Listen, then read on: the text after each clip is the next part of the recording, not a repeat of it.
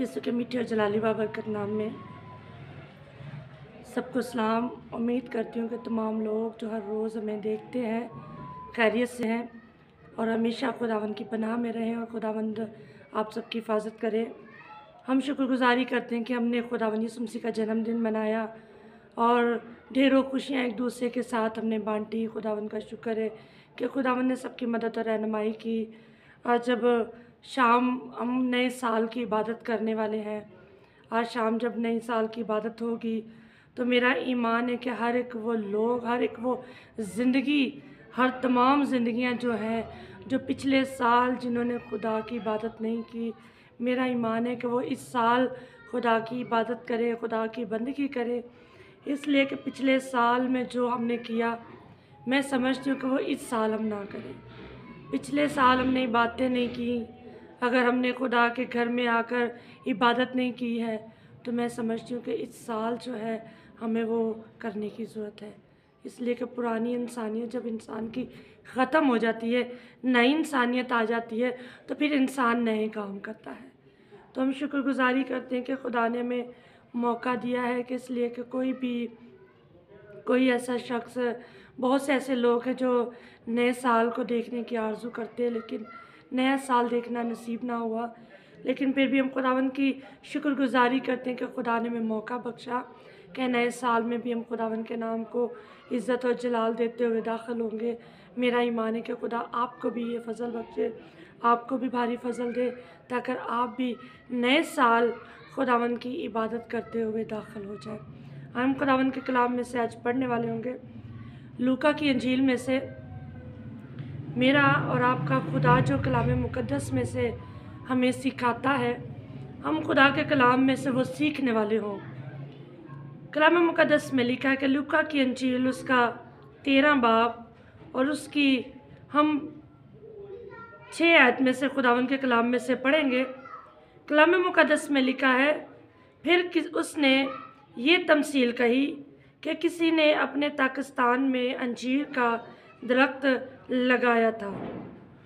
वो उसमें फल ढूंढने आता और ना पाता। इस पर उसने बागबान से कहा, देख, मैं 3 बरस से अंजीर के दरख्त में फल ढूंढने आता हूँ और नहीं पाता। इसे काट डाल। ये ज़मीन को भी रोके हुए है। उसने जवाब में उससे कहा, ऐ खुदावंद, इस साल तो भी इसे रहने दे, ताकि मैं इसके चारों तरफ थाला खोदूं और खाद डालूं। अगर ये बड़ा तो खैर, वरना इसे क्या करना, काट डालना। खुदा का कलाम पढ़ा और सुना जाना आप सबके लिए, हम सबके लिए भाई से बरकत हो। आए थोड़ी देर के लिए हम अपनी आंखों को बंद करेंगे और खुदा के पाक रूह की रहनुमाई चाहेंगे कि खुदा का पाक रूह हमारी रहनुमाई करे, हमें अक्ल दे, हमें समझ दे, ताकि खुदा के कलाम को हम बयान करने वाले हों। मेहरबान खुदा, तेरा शुक्र, तेरी तारीफ़ करते हैं खुदावंद खुदा। पाक खुदा, अपने आप को तेरे ताबे करती हूँ। खुदा बाप, मैं कुछ नहीं हूँ, जो कुछ है वो तू है। खुदा बाप, तू हमें लफ्ज़ों की तरतीब अता करना। तेरा कलाम आज मेरे घराने के लिए, मेरी कलीसिया के लिए और तमाम सुनने वाले लोगों के लिए, तमाम ज़िंदगियों के लिए जो तेरे कलाम को सुने, तेरा कलाम उनकी ज़िंदगियों के लिए बाइस से बरकत हो और तेरा कलाम उनकी ज़िंदगियों में गहरी जड़ पकड़े और 30 गुना, 60 गुना, 100 गुना फल लाए। खुदावंद, तेरा कलाम आज इनकी ज़िंदगियों में खुदावंद गहरा काम करने वाला हो। अपने आप को खुदा बाप तेरे ताबे करती हूँ। चाहती हूँ कि तू मुझे लफ्ज़ों की तरतीब अता करना, पाक रूह की मदद से खुदा बाप मुझे गाइड करना। तेरा शुक्र, तेरी तारीफ़ करती हूँ यीशु के नाम से, आमीन। हमने खुदावंद के कलाम में से पढ़ा, लूका की अंजील में से हमने इस बात को पढ़ा है। तमसील लिखी गई है कि फिर किसी ने अपने ताकिस्तान में अंजीर का दरख्त लगाया था। किसी ने अपने ताकिस्तान में अंजीर का एक दरख्त लगाया था और कलाम मुक़द्दस में लिखा है, और वो उसमें फल ढूंढने आता और ना पाता। हम अगर रूहानी तौर पर इसको देखते हैं तो अंजीर का जो दरख्त है, अंजीर जो है बड़ी खाने को मीठी लगती है। और आपको पता है जब हम अंजीर खाते हैं तो उसके अंदर बीज कितने होते हैं, छोटे छोटे उसके अंदर रेत जैसे बीज होते हैं, बहुत ज़्यादा। और लेकिन वो कलाम मुक़द्दस में भी हम जब पढ़ते हैं तो अंजीर जो है वो हमारे खाने के लिए, हमारी सेहत के लिए बहुत फ़ायदेमंद होती है। और फिर दूसरी बात ये कि शहद से भी ज़्यादा मीठी होती है। किसी ने अपने पाकिस्तान में यानी अपनी ज़मीन में, अपने खेत में अंजीर का दरख्त लगाया था, और जो उस बागबान का मालिक था उसने ये जो बागबान का मालिक था उसने इसकी हिफाजत करने के लिए किसी को काम सौंपा हुआ था। और कलाम मुक़द्दस में लिखा कि बागबान से उस खेत का मालिक आपसे आके पूछता है और कहता है कि देख, मैं जब भी आता हूँ इसके ऊपर मुझे फल नहीं नज़र आता, इसके ऊपर कोई फल नहीं लगता, ये तो ज़मीन को रोके हुए है, तू ऐसा कर इस फल को काट दे। और जाहिर सी बात है कि जब हम छोटा सा पौधा लगाते हैं तो वो नहीं बढ़ता, तो हमारी कोशिश पूरी होती है कि इसकी हिफाजत करें, निगहबानी करें, शायद ये बढ़ जाए, शायद इसके ऊपर फल लग जाए। जब हम प्यार मोहब्बत के साथ एक पौधा लगाते हैं तो हमारी कोशिश पूरी होती है, हमारी कोशिश होती है कि ये जड़दार साबित हो, इसकी जड़ें मजबूत हो जाए, ये बढ़ जाए। और कलाम मुक़द्दस में लिखा है कि जब वो हर साल आता है तो उसे फल नहीं मिलता तो उससे फिर बुरा लगता है। जो बागबान का मालिक होता है उसे बुरा लगता है, और फिर जिसको ये हिफाजत करने के लिए वो पूरा पाकिस्तान दे कर जाता है उससे कहता है कि ऐसा कर, इसे काट दे, ये ना तो हमें कोई फ़ायदा दे रहा है, इससे ना कुछ हमें फ़ायदा मिलता है, ना कोई फल लगता है, ये तो ज़मीन को रोके हुए है। इसी तरह हमारी ज़िंदगियों का हाल है कि जब हमें खुदा ने इस ज़मीन पर किसी मकसद के लिए भेजा है, खुदा ने इसलिए इस ज़मीन पर भेजा ताकि हम खुदा की इबादत करें, खुदा की बंदगी करें। अगर हम खुदा की इबादत नहीं करते, हम रूहें नहीं बचाते, खुदा का काम नहीं करते, तो कलाम मुक़द्दस में लिखा है कि हमें ज़मीन पर आने का कोई फ़ायदा नहीं है। हम ज़मीन को रोके हुए, हम ज़मीन पर एक बोझ है। जब हम खुदा का काम नहीं करते, उसके नाम से हम कोई रूहों को नहीं बचाते, खुदा के पास कोई रूहें नहीं लेकर आते, हमारी ज़िंदगी में कोई खुदा का काम नहीं होता, हमारी ज़िंदगी के अंदर कोई ऐसे फलदार काम नहीं होते, हमारी ज़िंदगी के अंदर कोई ऐसी अच्छी बातें नहीं होती जिसकी वजह से हम दूसरों को बचा सके, दूसरों को खुदा के पास लेकर आ सके।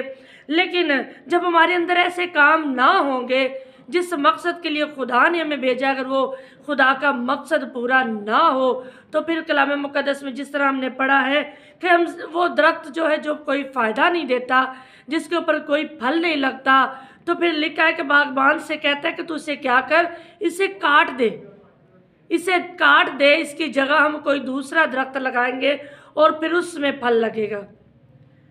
और जिसने दरख्त लगाया है वो फिर मिन्नत करता है, वो मिन्नत करता है, वो कहता है कि खुदावंद इस साल इसे रहने दे, इसे इस साल रहने दे, हम इस साल इसको मौका देंगे, इस साल मैं क्या करूँगा, इसके चारों तरफ थाला खोदूँगा, इसके चारों तरफ थाला खोदूँगा, इसकी गोडी करूँगा, इसको खाद डालूँगा, इसको पानी डालूँगा, इसकी निगहबानी करूँगा।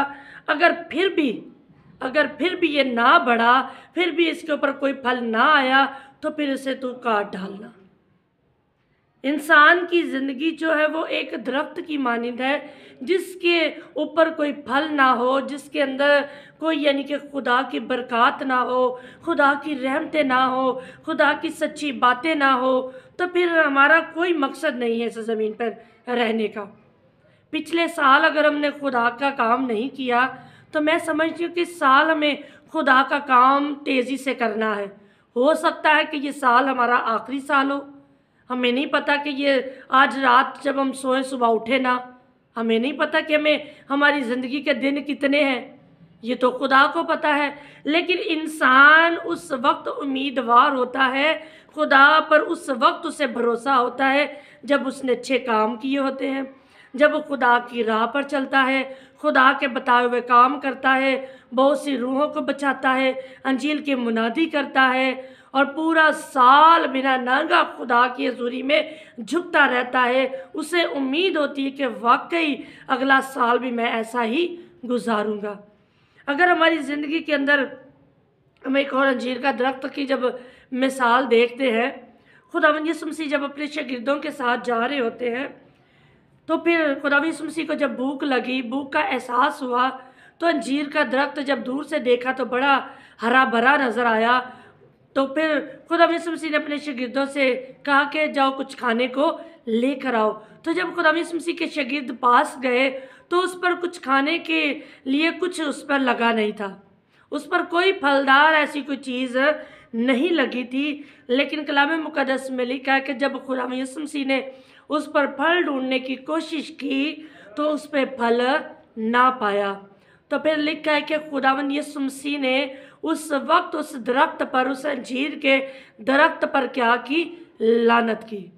तो जब उस दरख्त पर लानत की तो कलाम मुक़द्दस में लिखा है कि वो दरख्त जो है सर से लेकर पांव तक, यानी जड़ से लेकर ऊपर तक वो जो है वो सूख गया। इसी तरह हमारी ज़िंदगियाँ, हम ऊपर से हरे भरे नज़र आते हैं, हमारी ज़िंदगियाँ बड़ी बेदार नज़र आती हैं। अगर हमें कोई देखता है तो हम कहते हैं कि हम बड़े बेदार हैं, कोई समझता है कि बड़े खुदा के करीब हैं।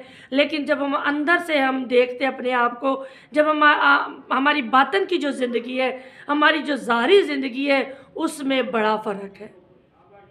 इसलिए कि हमारी जो असल जो ज़िंदगी है वो हमारी अंदर से है। बाहर से तो हम लोगों को अच्छे नज़र आएंगे, बाहर से तो हम बड़े हरे भरे नज़र आएंगे, लेकिन जब करीब से हमें कोई अंदर से जब हमें देखता है तो फिर हमारे अंदर खुदा के म्यार कोई काम नहीं होता। तो हमें क्या करना है कि पिछले साल अगर आपने इबादत नहीं की, पिछले साल अगर जो आपने काम नहीं किए, पिछले साल जब आपने रूहें नहीं बचाई, पिछले साल जब आपने अंजील की मुनादी नहीं की, तो आपको खुदा ने मौका दिया है इस साल। खुदावंद यीशु मसीह जैसे बागबान है, वो बागबान हमारी क्या करता है? निगहबानी करता है। खुदावंद यीशु मसीह आज भी जो है, खुदावंद यीशु मसीह जो है आज भी हमारी शिफायत करने के लिए खुदा बाप के सामने खड़ा होता है। वो आज भी मेरी और आपकी शिफायत करता है। वो मेरे लिए, आपके लिए दरख्वास्तें करता है कि खुदा बाप इस साल इन्हें माफ़ कर दे, इस साल इन्हें रहने दे, इस साल इन्हें कुछ ना कहे, हम अगले साल तक इन्हें मौका देते हैं, शायद ये सुधर जाए। खुदा हमें सुधरने का मौका देता है, खुदा अपनी हज़ूरी में झुकने का भारी फजल देता है। खुदा जब हमें मौके फराहम करता है, मौके दे रहा है, तो फिर हम मौक़ों का फ़ायदा क्यों नहीं उठाते? हमें क्या करना है? मौका जब हमें मिला है तो हम फ़ायदा उठाएं। हमें खुदा ने जब अगला साल, ये जो साल जब आया है 2022 जब हमारी ज़िंदगी में आया है, तो हमें क्या करना है? 2022 में हमें क्या करना है? खुदा की इबादत करते हुए, खुदा के नाम को जलाल देते हुए, खुदा की प्रस्तिश करते हुए, उसकी हमदो सना करते हुए नए साल में हमने क्या करना है? कदम रखना है। ये नहीं कि पिछले साल हम पुरानी बातें हमारे ज़िंदगी में हैं तो उन पुरानी बातों को हम अपनी ज़िंदगी में लेकर बैठे रहें। अगर हम किसी से नाराज़ हैं, पिछले साल अगर हम नाराज़ हैं, तो इस साल कोशिश करें कि उन्हें माफ़ करें। इसलिए कि खुदावंद यीशु मसीह ने अपने सताने वालों को माफ़ किया है। अपने सताने वालों के लिए खुदावंद यीशु मसीह ने कहा है कि तुम दुआ करो। जब उसने अपने सताने वालों को माफ़ किया है तो हम क्या खुदा से बढ़ के हैं? क्या हमें खुदा ने ये सिखाया कि तुम एक दूसरे को माफ़ ना करो? लिखा है कि बस अपने अपने गुनाहों का इकरार करो, अपने अपने गुनाहों का एक दूसरे के साथ क्या करो? इकरार करो। अगर किसी से कोई गलती, कोई ख़ता हो गई तो आप क्या करो? खुदा के ज़ुरी में आकर माफ़ी मांगे और कहें कि मैं अपनी बहन, अपने भाई, अपने रिश्तेदार, अजीज़ों को जिनसे मैं नाराज़ हूँ, खुदा इस साल उन्हें मैं माफ़ करता हूँ। हो सकता है अगला साल आपकी ज़िंदगी में कितनी बरकतों का हो सकता है ये जो साल आपके लिए हो वो बहुत सी नेमतें, बरकतें, खुशियाँ ढेरों आपकी ज़िंदगी में लेकर आया हो, आपको नहीं पता। लेकिन जब आप अच्छे काम करोगे, खुदा की राह पर चलोगे, खुदा की मर्ज़ी के मुताबिक चलोगे, तो मेरा ईमान है कि खुदा आपकी ज़िंदगी में यकीनन काम करेगा। अगर आप ये नहीं करते हो, अगर आप ऐसा करना भी नहीं चाहते हो, एक दूसरे को माफ़ भी नहीं करना चाहते हो, तो ये कहते हो कि हमें खुदा बरकतें भी दे दे, अपनी रहमतों से भी हमें भर दे, अपनी रूहानी बरकतें हमारी ज़िंदगी में वो उंडेलता रहे, तो ऐसा मुमकिन नहीं है। आप खुदा से अच्छे की उम्मीद करें तो आप अच्छे काम ना करें, ऐसा हो नहीं सकता। अगर आप अच्छा काम करोगे तो खुदा आपके लिए अच्छी बरकतें, अच्छी नेमतें, रूहानी बरकतें खुदा आपको देने की कुदरत रखता है। अगर आप किसी से, कलाम मुक़द्दस में लिखा है कि अगर तू कुर्बानी चढ़ाने के लिए जाता है, अगर कुर्बानगाह पर जाता है, अगर दुआ करने के लिए मज़बा पे जाता है, तो तुझे याद आए कि तेरा भाई जो तुझसे नाराज़ है, तो उसी वक्त वहाँ पर उस कुर्बानी को छोड़ और पहले अपने भाई को मना, तो फिर तेरी कुर्बानी कबूल होगी। अगर हम कहते हैं कि हम नए साल में दाखिल हो जाए, तो वो पुरानी इंसानियत ही लेकर, पुरानी ज़िंदगी में जो बातें हैं वही लेकर हम चलें, तो फिर पुरानी ज़िंदगी में और नई ज़िंदगी में कोई फ़र्क नहीं मिलेगा। पुराने साल में और नए साल में कोई फ़र्क नज़र नहीं आएगा। हमें क्या करना है? हमें अपनी ज़िंदगियों पर गौर करना है। हमें अपनी ज़िंदगियों पर गौर करना है आज रात को, कि खुदावंद जब नया साल हमारी ज़िंदगी में आए, तो नए साल में खुदावंद हम पिछली सारी पुरानी बातों को भुलाकर, पुरानी ज़िंदगी के अंदर से तमाम वो बातों को निकाल कर, जो तुझे पसंद नहीं है उसे निकाल कर खुदावंद हम नए साल में दाखिल होना चाहते हैं। अगर आप ऐसा करते हो तो यकीनन खुदा आपको बरकत देने की कुदरत रखता है। जिस तरह खुदावंद के कलाम में सबने पढ़ा कि फिर किसी ने अपने ताकिस्तान में अंजीर का दरख्त लगाया। फिर ये तमसील कही गई कि किसी ने अपने ताकिस्तान में अंजीर का दरख्त लगाया और उसमें फल ढूंढने आता और ना पाता। और कलाम मुक़द्दस में लिखा कि अगर हमारी ज़िंदगियां भी ऐसी हैं, अगर हम भी ऐसे हैं, पिछले साल भी ऐसे हैं, तो इस साल भी अगर ऐसे रहेंगे, तो फिर मैं समझती हूँ कि हमारा इस दुनिया पर रहने का कोई फ़ायदा नहीं है। हम इस दुनिया पर एक बोझ है, इस ज़मीन पर बोझ है, इस खेत पे बोझ है। तो फिर कलाम मुक़द्दस में लिखा है कि जिस तरह खुदावंद यीशु मसीह के मुबारक लबों से ये बात निकली कि खुदावंद यीशु मसीह बागबान है, वो हमारा बागबान है, वो हमारा मालिक है।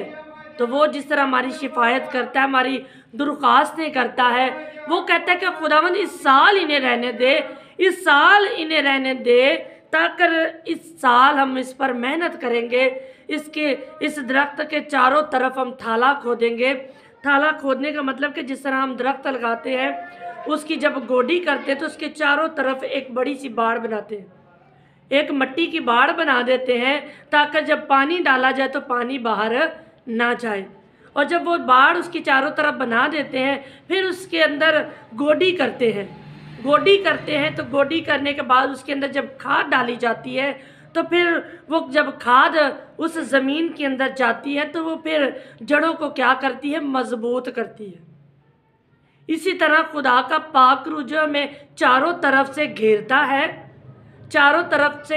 है, तो फिर हमारी ज़िंदगियों के अंदर वो तमाम बुरी बातों को निकाल कर बाहर लाकर, जिस तरह गोडी का काम होता है, उसी तरह खुदा का पाक रूह जो हमारी ज़िंदगियों को नरम करता है, हमारी ज़िंदगियों के अंदर खुदा के कलाम के बीज को बोने के लिए हमारी ज़िंदगियों को तैयार करता है खुदा का पाक रूह। और फिर उसके बाद जब कलाम का बीज हमारी ज़िंदगियों में बोया जाता है और रूह का पानी जब हमारी ज़िंदगियों में उतरता है, तो कलाम मुक़द्दस में लिखा है कि वो बीज जो है वो जड़ पकड़ना शुरू हो जाता है।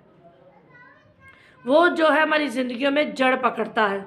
और कलाम मुक़द्दस में लिखा कि जब वो उसके चारों तरफ थाला खोदेगा, उसकी गोडी करेगा और फिर उसके बाद उसके ऊपर पानी डालेगा, तो जब पानी डालेगा तो कलाम मुक़द्दस में लिखा है, बागबान कहता है कि इस साल अगर इस पर हम मेहनत करते हैं, इसकी हिफाजत करते हैं, फिर भी अगर नहीं बढ़ता, फिर भी ये फल नहीं लाता, तो फिर इसे क्या करेंगे? हम काट डालेंगे। तो फिर ऐसा ही होता है कि जब हम ऐसा नहीं करते, खुदा का काम नहीं करते, हमारे अंदर बुरी बातें होती हैं, गालियाँ होती हैं, गलूच होते हैं, जो कुछ नफ़रतें होती है एक दूसरे के लिए, करवाहट होती है हमारे दिलों में एक दूसरे के लिए। लेकिन अगर ये तमाम बातें हमारी ज़िंदगी में होंगी, तो कलाम पढ़ने का, कलाम सुनने का, दुआ करने का कोई फ़ायदा नहीं है। कोई फ़ायदा नहीं है कि अगर हमारी ये ज़िंदगी के अंदर तमाम बातें हैं, हम गाली भी देते हैं, हम झूठ भी बोलते हैं, हम गलत बातें भी अपनी ज़िंदगी में रखते हैं, हम ऐबजोई भी कर लेते हैं और फिर दूसरों के लिए करवाहट जो है अपने दिल के अंदर रखते हैं। नफ़रत तो हमारे लिए, हमारे अंदर एक दूसरे के लिए तो खूब भरी होती है कि हम नफ़रत करते हैं, लेकिन कभी अपने ज़िंदगियों पर हमने गौर किया है कि हमसे, अगर हम ऐसा करते हैं तो हमसे कोई कितनी नफ़रत करता होगा। लेकिन हमें क्या करना है, हमें खुदा की राह पर चलना है, खुदा के नाम को जलाल देना है। अगर आप ऐसा किसी के लिए करते हो तो इस बात को अपनी जहन में सोचो कि कोई आपके लिए क्या सोचता है, कोई आपके लिए कितनी बातें बुरी सोचता है। अगर आप अच्छे हो तो यकीनन मेरा ईमान है कि कोई आपके लिए भी अच्छी बातें सोचेगा। अगर आप ऐसा नहीं करोगे तो यकीनन आपके लिए भी कोई बुराई बोएगा। और लिखा है कि जैसा बोओगे वैसा ही काटोगे। अगर अच्छा बोओगे तो अच्छा काटोगे, अगर बुरा बोओगे तो बुरा ही आप काटोगे। हमें अच्छा बोने की ज़रूरत है, हमें अच्छे बीज बोने की ज़रूरत है। जिस तरह कलाम मुक़द्दस में लिखा है कि बीज बोने वाले की जो मिसाल है, हम उस पर गौर करें। वो बीज बोने वाला तो बीज बो देता है, लेकिन वो बीज कहाँ कहाँ जाकर गिरता है। लेकिन जड़ तो वही पकड़ता है जिसकी ज़िंदगी में खुदा का काम हो। जड़ तो वही पकड़ता है जिसकी ज़िंदगी नरम हो। जड़ वही पकड़ता है जिसके अंदर खुदा का कलाम असर करता हो।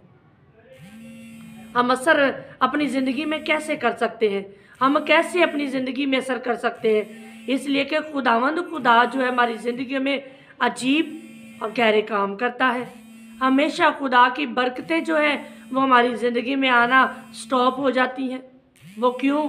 वो इसलिए कि खुदावंद जो है